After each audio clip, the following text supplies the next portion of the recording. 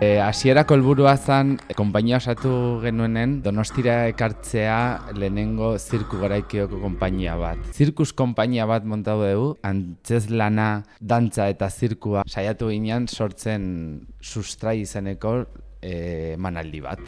Behatzi artista ditugu, zirkuko eta dantzako artistak, eta behaien arima jarri dute antzokian, eta horregatik deitzen da sustrai.